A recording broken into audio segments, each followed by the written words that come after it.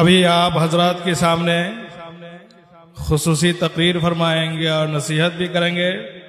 مہمان خصوصی اولاد رسول علامہ سید محمد اشہد رشیدی دامت برکاتہم، محتمم جامعہ قسمیہ شاہی مراد آباد ہندوستان۔ السلام علیکم ورحمۃ اللہ وبرکاتہ۔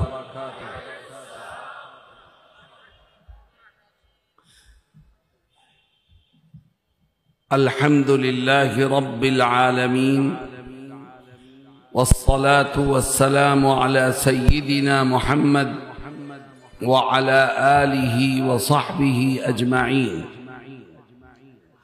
اما بعد، قال النبي صلى الله عليه وسلم: من أكل طيبا وعمل في سنة وأمن الناس بوائقه دخل الجنة، أو كما قال صلى الله عليه وسلم۔ حضرات علماء کرام،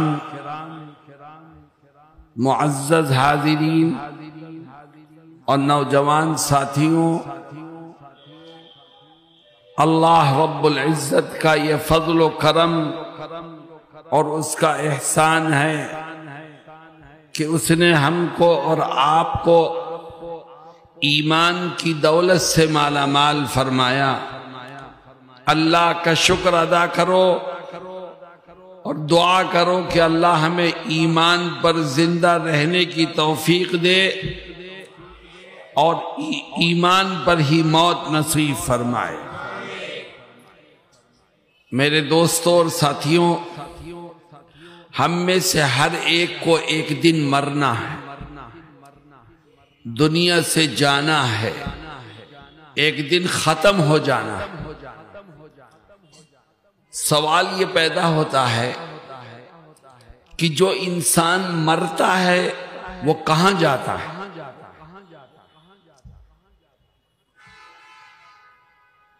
دنیا میں بہت سے مذہب ہیں اور ہر ایک الگ الگ نظریہ اور تصور رکھتا ہے، لیکن اسلام نے اپنے ماننے والوں کو یہ بتایا ہے کہ مرنے سے انسان ختم نہیں ہوتا بلکہ ایک دوسری دنیا میں منتقل ہوتا ہے، اور اس دوسری دنیا میں دو ٹھکانے ہیں، ایک جنت ہے، دوسرا جہنم ہے۔ اور عجیب بات یہ ہے کہ جتنے ہم لوگ یہاں بیٹھے ہیں یا جتنے مانش دنیا میں ہیں، ہر ایک کی دو سیٹیں ہیں اللہ کے ہاں، ہر ایک آدمی کی، ایک جنت میں ہے، ایک جہنم میں۔ اللہ رب العزت نے دونوں جگہ ہر انسان کی سیٹ رکھی ہے، اور پھر انسان کو یہ اختیار دیا ہے کہ ان میں سے جون سی سیٹ چاہو کینسل کرا دو اور جون سی سیٹ چاہو کنفرم کرا دو۔ ہماری ایک سیٹ جنت میں بھی ہے، ایک جہنم میں بھی۔ آؤ ہم دعا کریں کہ اللہ ہماری جنت والی سیٹ کو کنفرم کر دے اور جہنم والی سیٹ کو کینسل کرے۔ لیکن میرے دوستوں اور ساتھیوں، جنت والی سیٹ اگر کنفرم کرانا چاہتے ہو تو یہ کام صرف دعاؤں سے نہیں ہوگا، صرف خواہشات سے نہیں ہوگا، صرف چاہنے سے نہیں ہوگا، بلکہ اس کے لیے دنیا کی اس زندگی میں کچھ کام کرنے پڑیں گے۔ مجھے بتاؤ کہ وہ کام کرنے کے لیے تیار ہو؟ کتنے کام کرنے پڑیں گے؟ کیا کام کرنے پڑیں گے؟ بہت لمبی فہرست نہیں ہے، صرف 3 کام ہیں، صرف 3 کام۔ جس نے دنیا کی زندگی میں یہ 3 کام کر لیے اللہ اس کی جنت والی سیٹ کو کنفرم کر دے گا اور جہنم والی سیٹ کو کینسل فرما دے گا۔ وہ 3 کام کیا ہیں میں ایک ایک کر کے بیان کروں گا، مگر میری ایک شرط ہے، اور وہ شرط یہ ہے کہ اس بات کا عہد کرو کہ ہم ان 3 کاموں کو سن کر کے ان پر عمل کریں۔ میرے دوستوں وہ 3 کام ہیں کیا؟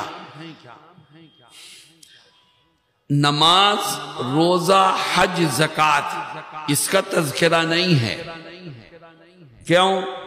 نماز پڑھنا تو فرض ہے، رمضان کے روزے رکھنا بھی فرض ہے، مالدار پر حج کرنا، زکوٰۃ دینا فرض ہے، وہ کام کرنا لازم اور ضروری ہے، ان کا تذکرہ نہیں ہے۔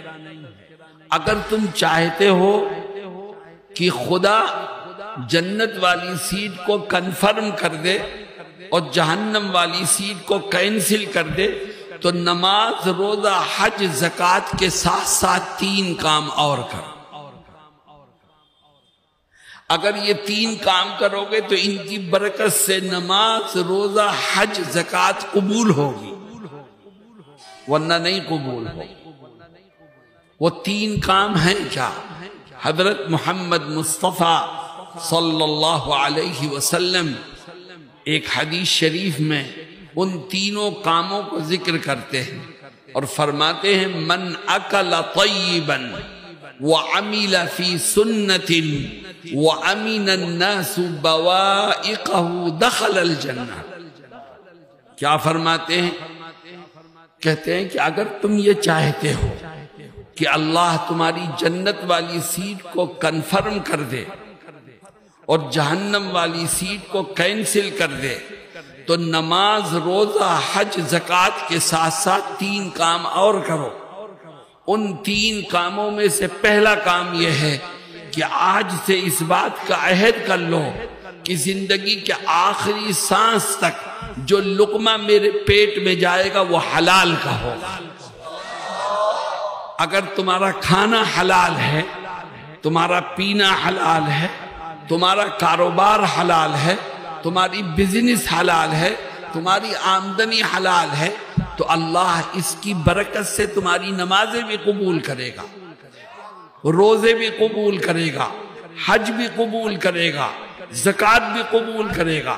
اور اگر ان آدمی مانش حرام کھاتا ہے اور نماز پڑھتا ہے تو جو حرام کھا کے نماز پڑھے گا اس کی نماز قبول نہیں ہوگی، جو حرام کھا کے روزہ رکھے گا اس کا روزہ قبول نہیں ہوگا، جو حرام کھا کے حج پر جائے گا یا زکوٰۃ دے گا اس کی کوئی نیکی قبول نہیں ہوگی۔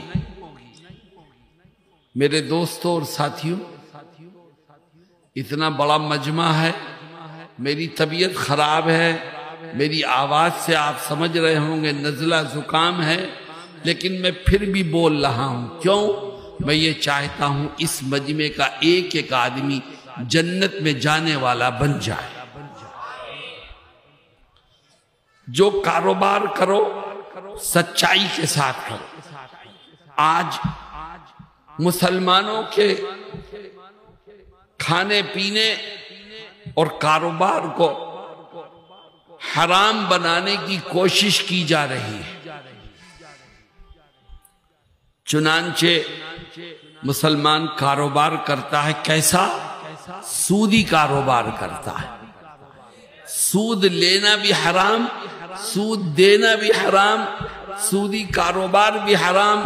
یاد رکھو تم نے 5 حج کر لیے، ہر سال روزے رکھے، عمرے پر گئے، صدقہ خیرات کی، لیکن تم نے اپنے کاروبار میں سود ملا کر کے اس کو حرام کر دیا تو اللہ کے ہاں کوئی نیکی قبولیت کے درجے کو نہیں پہنچے۔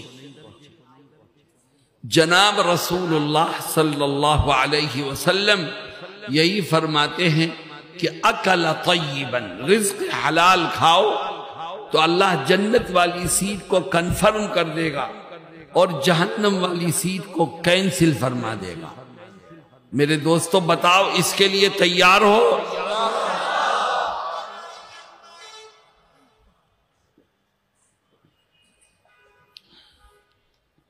آج بہت سے مسلمان مسجد سے دور ہو رہے ہیں، نمازوں سے دور ہو رہے ہیں، عبادت سے دور ہو رہے ہیں۔ کیوں؟ اس لیے کہ جو لقمہ پیٹ میں جا رہا ہے وہ حرام کا ہے، اس لیے خدا کی عبادت سے اس کو نفرت ہو جاتی ہے۔ میرے دوستوں اور ساتھیوں، تھوڑا کماؤ مگر حلال کا کماؤ تو اللہ اس تھوڑے میں بھی برکت عطا فرمائے گا، اور اگر تم زیادہ کماؤ گے مگر حرام کا ہوگا تو یاد رکھو وہ برکت سے خالی ہوگا۔ میں ہندوستان میں ایک جگہ بیان کر رہا تھا اور میں نے کہا کہ تھوڑا کماؤ حلال کا تو خدا اس میں برکت دے گا۔ تو ایک ساتھی نے مجھ سے پوچھا کہ مولانا آپ یہ کہتے ہیں کہ رزق حلال میں برکت ہوگی، تو کیا مطلب؟ میں 1000 ٹکا حلال کا کما کے لایا، میں اپنے رات میں اس کو اپنے تکیے کے نیچے رکھوں گا تو برکت ہوگی؟ کیا مطلب صبح کو وہ یہ 1100 بن جائے گا کیا؟ برکت کا کیا مطلب؟ یہ 1200 ہو جائے گا کیا؟ تو میں نے اس کو سمجھایا اور میں نے کہا نہیں، 1000 ٹکا صبح کو تو نکالے گا تو وہ 1000 رہے گا، لیکن برکت کا مطلب یہ ہے کہ یہ رزق حلال ہے، اللہ اس تھوڑے سے پیسے میں غیب سے تیری تمام ضرورتوں کو پورا فرما دے گا۔ رزق حلال ہے یہ، اس کی برکت سے اللہ تجھے بیماریوں سے بچائے گا، چوروں سے بچائے گا، کوٹ کے چکر سے بچائے گا، اللہ تھوڑے سے پیسے میں تیری تمام ضرورتوں کو پورا فرما دے گا۔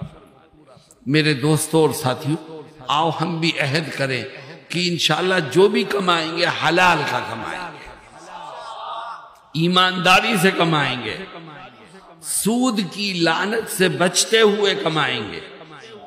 اور دیکھو میری ایک بات سنو، تم نے سود لیا، تم نے جھوٹ بولا، تم نے بےایمانی کی دولت کو کمانے کے لیے، تو ایک بات ذہن میں رکھو کہ دولت اور روپیہ پیسہ ٹکا انسان کو اتنا ہی ملتا ہے جتنا اس کی تقدیر میں لکھا ہوا ہے، جتنا تقدیر میں لکھا ہے اتنا ہی ملے گا۔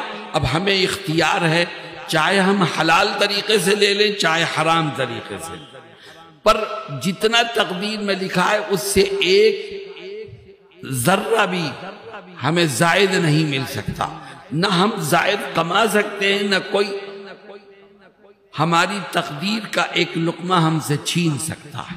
اللہ رب العزت ہم سب کو رزق حلال کھانے اور کمانے کی توفیق عطا فرمائے۔ نمبر 2، نبی کریم علیہ السلام فرماتے ہیں کہ اگر تم یہ چاہتے ہو کہ جنت میں داخل ہو، جنت والی سیٹ تمہاری کنفرم ہو اور جہنم والی سیٹ کینسل ہو جائے، تو ایک دوسرا کام بھی کرو، نماز، روزہ، حج، زکوٰۃ کے ساتھ ساتھ۔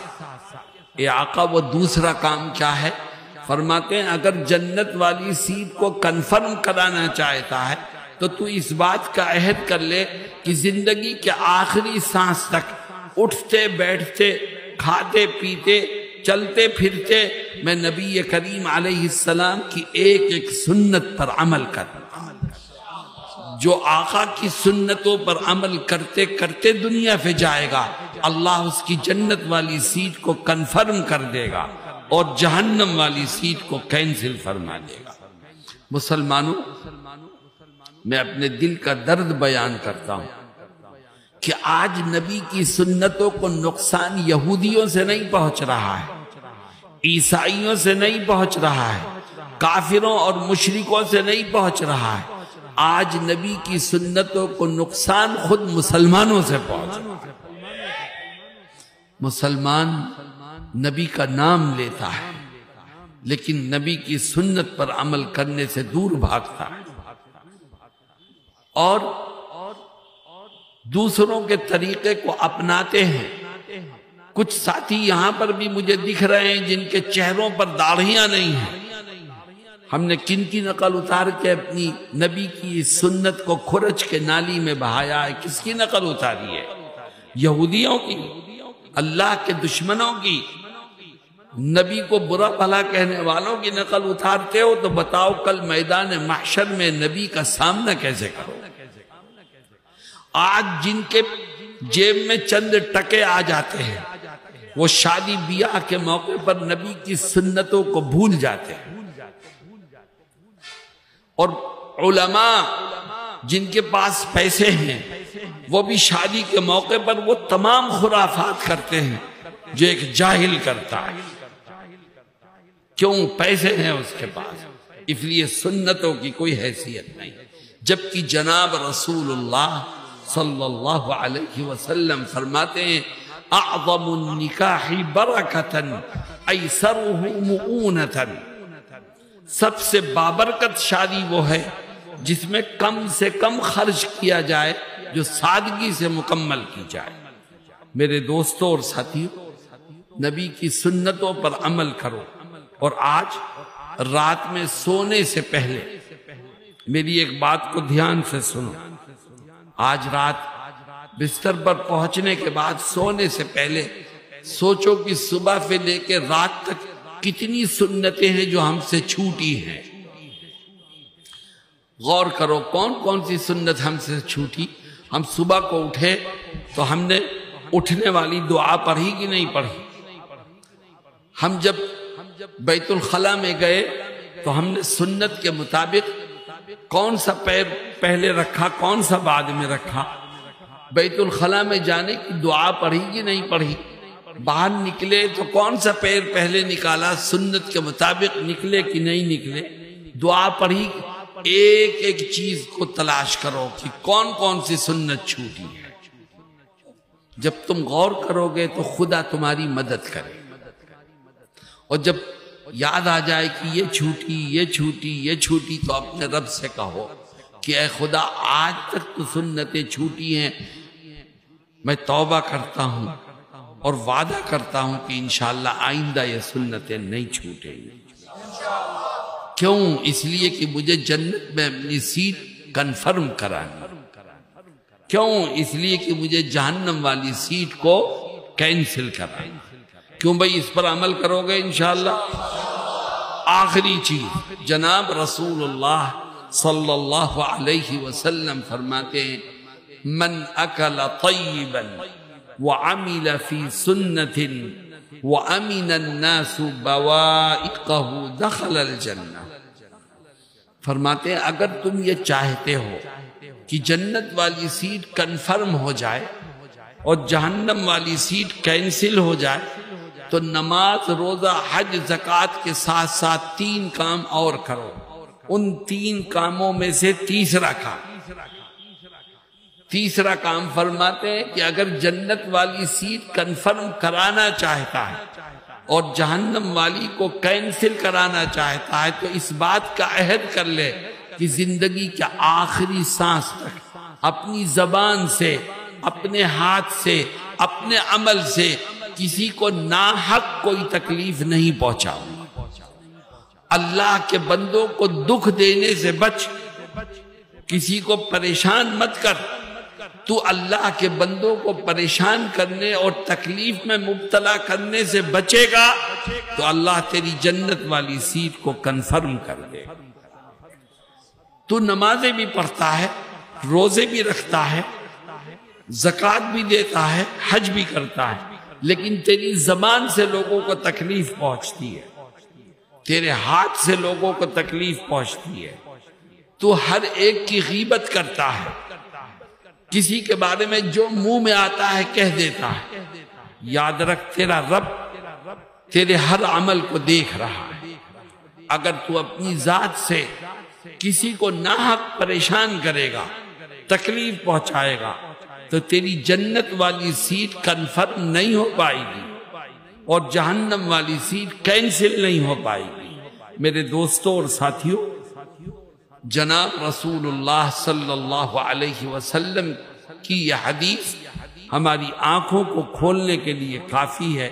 آج ہم آپس میں ایک دوسرے سے جھگڑ رہے ہیں، اختلافات ہیں، نفرتیں ہیں، ایک دوسرے کو تکلیف پہنچا کر ہمیں خوشی محسوس ہوتی ہے۔ بتاؤ، جو اپنے ساتھی کو تکلیف پہنچا کے خوش ہو وہ جنت کا مستحق کیسے بن سکتا ہے؟ اللہ رب العزت ہم سب کو نیک اعمال کی توفیق عطا فرمائے، اور یہ جو تین اچھائیاں جناب رسول اللہ صلی اللہ علیہ وسلم نے ذکر فرمائی ہیں ان کو اپنانے میں ہماری مدد فرمائے، اور ہمیں کہنے اور سننے سے زیادہ عمل کی توفیق سے مالا مال فرمائے۔ وآخر دعوانا ان الحمد للہ رب